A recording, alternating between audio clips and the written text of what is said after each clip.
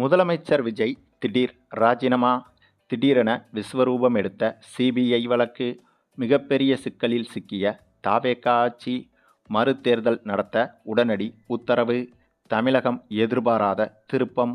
அதாவது தமிழக முதல்வராக விஜய் அவர்கள் பதவியேற்று தமிழகத்தில் தற்போது வரை கலவையான விமர்சனங்களை கொண்ட ஆட்சியைத்தான் நடத்தி வருகிறார். இவர் சொன்னதை எதுவுமே செய்யவில்லை என்ற குற்றச்சாட்டு ஒருபுறம் இருந்தாலும், சொன்ன விஷயங்களை சிறிது சிறிதாக செய்து கொண்டிருக்கிறார் என்ற ஆதரவு குரல்களும் இவருக்கு ஆதரவாக வந்து கொண்டிருக்கிறது. அதே சமயம் ஆட்சி கட்டிலில் அமர்ந்து 6 மாத காலம் கழித்த பிறகுதான் இவரது ஆட்சி பற்றிய குறைகளை கூற வேண்டுமே தவிர, அதற்கு முன்பு எந்த ஒரு புகார்களும் எழுப்புவது என்பது அரசியல் நாகரிகம் கிடையாது என்றும் சொல்லப்படுகிறது. அதனாலேயே இவரது ஆட்சி பற்றி பெரும்பாலான விமர்சனங்கள் தவிர்க்கப்பட்டு வருகிறது. அதே சமயம் தவேக ஆட்சி என்பது பெரும்பான்மை இடங்களை பிடித்து தமிழகத்தில் அமைந்த ஆட்சி கிடையாது. தொங்கு சட்டமன்றமாகத்தான் திமுக கூட்டணி கட்சிகளின் ஆதரவை பெற்று தவேக தமிழகத்தில் ஆட்சியை அமைத்திருக்கிறது என்பதும் குறிப்பிடத்தக்கது. இது குறித்து சமீபத்தில் திமுக தலைவர் ஸ்டாலினும் கூட விரைவில் தமிழகத்தில் மறுதேர்தல் வரலாம் என்றும், அதற்கு திமுக நிர்வாகிகள் அனைவரும் தயாராக இருக்க வேண்டும் என்றும் ஓப்பனாகவே திமுக தலைவர் ஸ்டாலின் பேசியிருந்தார். இந்த நிலையில் திமுக தலைவர் ஸ்டாலின் சொன்னது கிட்டத்தட்ட உண்மையாகிவிட்டது என்றுதான் சொல்ல வேண்டும்.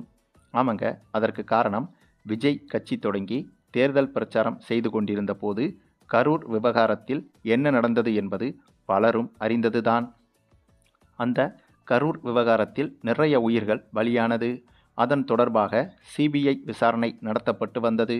இப்போது நடத்தப்பட்டும் வருகிறது. இதில் உண்மையான குற்றவாளிகள் கண்டுபிடிக்கப்பட்டு கட்டாயம் தண்டனைக்கு உள்ளாக்கப்பட வேண்டும் என்று பல எதிர்ப்பு குரல்களும் எழுந்து வந்த நிலையில் அதற்கான தீவிர விசாரணையில் சிபிஐ இறங்கி வந்தது. அதன் தொடர்ச்சியாக செந்தில் பாலாஜி மற்றும் முதலமைச்சர் விஜய் உள்ளிட்ட முக்கியமான தலைகளிடமும் விசாரணை நடைபெற்றது. இந்த நிலையில் அந்த விசாரணை இப்போது இறுதி கட்டத்தை எட்டிவிட்டதாகவும் தெரிகிறது. அதுவும் இந்த சிபிஐ விசாரணையின் முடிவில் முதலமைச்சர் விஜய்க்கு எதிரான முக்கியமான ஆதாரங்கள் சிக்கியிருப்பதாகவும் தகவல்கள் வெளியாகியிருக்கிறது.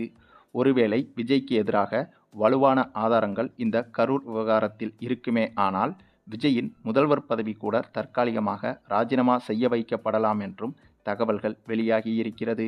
அந்தளவுக்கு விஜய்க்கு எதிரான மிக மிக வலுவான காரணங்கள் இந்த கரூர் விவகாரத்தில் இருப்பதாகவும் சிபிஐ வட்டாரத்திலிருந்து தகவல்கள் கசிந்து வருகிறது. அப்படி ஒருவேளை இந்த கரூர் விவகாரத்தில் உண்மையிலேயே முதலமைச்சர் விஜய்க்கு எதிரான ஆதாரங்கள் இருக்குமே ஆனால், கண்டிப்பாக தவேகவின் ஆட்சியும் தமிழகத்தில் திடீரென முடிவுக்கு வருவதற்கும் வாய்ப்புகள் இருக்கிறது.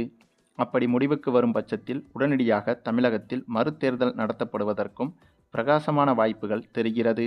ஆகவே இவ்வளவு நாள் சாந்தமாக இருந்த இந்த கரூர் விவகார பிரச்சனை இப்போது விஸ்வரூபமாக உருவெடுத்து முதலமைச்சர் விஜய்க்கு புதிய சிக்கலை உருவாக்கியிருக்கிறது. சரி, நீங்கள் சொல்லுங்க, இப்போது இந்த கரூர் விவகாரத்தால் தவேக ஆட்சி கலைக்கப்பட்டு மீண்டும் தமிழகத்தில் மறுதேர்தல் நடந்தால் அதில் யார் வெற்றி பெறுவார்கள் என்பது குறித்து உங்களுடைய கருத்துக்களையும் கமெண்டில் தெரிவிங்க. மேலும் இந்த வீடியோ பிடிச்சிருந்தால் லைக் பண்ணுங்கள், மற்ற அனைவருக்கும் ஷேர் பண்ணுங்கள், மறக்காமல் நம்ம சேனலை சப்ஸ்கிரைப் பண்ணுங்கள்.